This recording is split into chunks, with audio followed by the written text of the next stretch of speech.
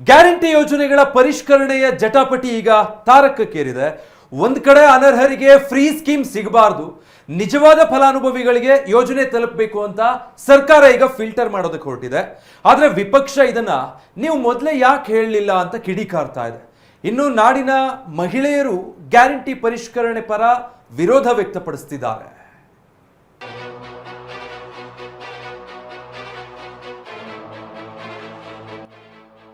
ರಾಜ್ಯ ಸರ್ಕಾರವು ತಾನೇ ಘೋಷಿಸಿರುವ ಗ್ಯಾರಂಟಿಗಳ ಪರಿಷ್ಕರಣೆಗೆ ಮುಂದಾಗಿದೆ. ಪಂಚ ಗ್ಯಾರಂಟಿಗಳ ಪೈಕಿ ಗೃಹಲಕ್ಷ್ಮಿ, ಗೃಹಜ್ಯೋತಿಗೆ ಮತ್ತೆ ಅರ್ಜಿ ಸಲ್ಲಿಸಬೇಕೆಂದು ಸರ್ಕಾರ ಈಗಾಗಲೇ ಆದೇಶಿಸಿದೆ. ಶೀಘ್ರವೇ ಹೊಸ ಅರ್ಜಿ ಸಲ್ಲಿಕೆಯ ಪ್ರಕ್ರಿಯೆ ಆರಂಭವಾಗುವ ಸಾಧ್ಯತೆ ಇದೆ. ಇದು ಕಾಂಗ್ರೆಸ್ ಬಿಜೆಪಿ ನಡುವಿನ ಹಗ್ಗಜಗ್ಗಾಟಕ್ಕೆ ಕಾರಣವಾಗಿದೆ.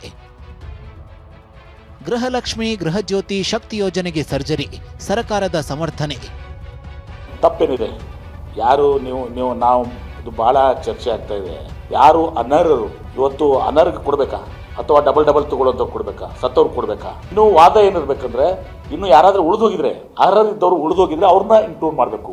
ಅನರ್ಹ ಕೊಡಿ ಅಂತ ಹೇಳೋರು ವಿರೋಧ ಪಕ್ಷದವರು ಅನರ್ಹರಿಗೆ ಕೊಡ್ರಿ ಅಂತ ಉದ್ದೇಶ ಇದೆ ಅವ್ರದ್ದು. ಯಾರು ಗ್ಯಾರಂಟಿ ಯೋಜನೆಗಳಲ್ಲಿ ಅನರ್ಹರಾಗಿದ್ದು ಕೂಡ ಫಲಾನುಭವಿಗಳಾಗ್ತಿದ್ದಾರೆ ಅಂಥವ್ರನ್ನ ತಡೆಗಟ್ಟಬೇಕು ಅಂತೇಳಿ ಕ್ರಮಗಳನ್ನು ತೆಗೆದುಕೊಳ್ಳುತ್ತಿರುವುದು. ಗ್ಯಾರಂಟಿ ಸ್ಕೀಮ್ಗಳನ್ನು ಯಾವುದೇ ಕಾರಣಕ್ಕೂ ಕೂಡ ನಿಲ್ಲಿಸೋದು.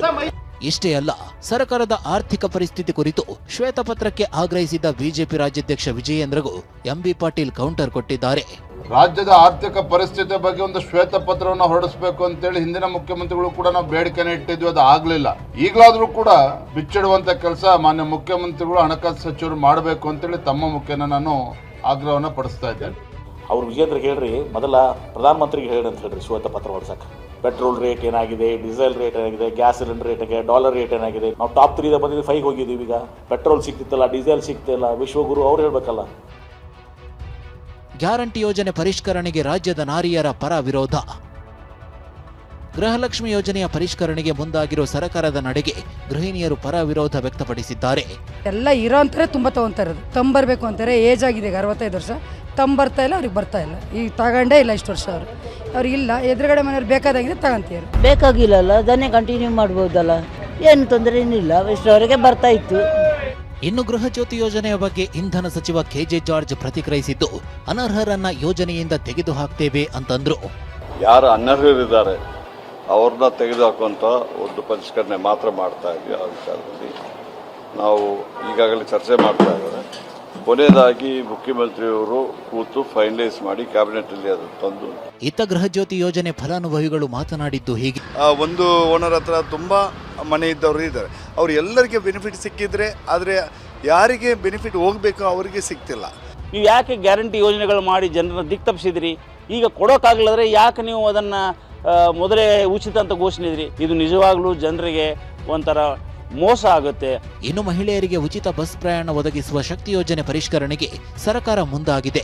ಕರ್ನಾಟಕದಲ್ಲಿ ಯಾರಿಗೆ ವೋಟ್ ಇದೆಯೋ ಅವರಿಗೆ ಯೋಜನೆ ಸಿಗಲಿದ್ದು, ಐಡೆಂಟಿಟಿ ಕಾರ್ಡ್ ಕೊಡಲು ಸರ್ಕಾರವು ನಿರ್ಧರಿಸಿದೆ. ಈ ಬಗ್ಗೆಯೂ ಮಹಿಳೆಯರು ಹೇಳಿದ್ದು ಹೀಗೆ. ಸ್ಮಾರ್ಟ್ ಕಾರ್ಡ್ ಬಂದಿದೆ, ಅದು ತುಂಬ ಈಸಿಯಾಗಿ ಮತ್ತೆ ಸ್ಮಾರ್ಟ್ ಕಾರ್ಡ್ ಉಪಯೋಗಿಸ್ಕೊಂಡು ಮತ್ತೆ ಫ್ರೀಯಾಗಿ ಓಡಾಡ್ಬೋದು. ಎಲ್ಲಿ ಕಳ್ಕೊಂಡು ಹೋದ್ರು ಸದಕ್ಕೆ ನಮಗೆ ಹೊಳೆ ಮಾಡಿಸೋದು ಆಗಂಗಿಲ್ರಿ. ಇದು ಬಸ್ನಾಗ ಅದು ಅಡ್ಡಾಡೋದಂದ್ರೆ ಸ್ಮಾರ್ಟ್ ಕಾರ್ಡ್ ಚಲೋ ರೀ ಅಂತ ಅನಿಸ್ತದೆ. ಹೀಗೆ ಸರ್ಕಾರದ ಗ್ಯಾರಂಟಿ ಯೋಜನೆ ಪರಿಷ್ಕರಣೆ ವಿಚಾರಕ್ಕೆ ರಾಜಕೀಯ ಕೆಸರೆರಚಾಟವು ನಡೆಯುತ್ತಿದೆ. ಜನರಲ್ಲಿ ಪರ ವಿರೋಧ ಚರ್ಚೆಯೂ ನಡೆಯುತ್ತಿದೆ. ಆದರೆ ಅರ್ಹ ಫಲಾನುಭವಿಗಳಿಗೆ ಉಚಿತ ಯೋಜನೆಗಳು ಸಿಗಬೇಕು ಅನ್ನೋದು ಎಲ್ಲರ ಅಭಿಪ್ರಾಯವಾಗಿದೆ. Bureau report, TV9.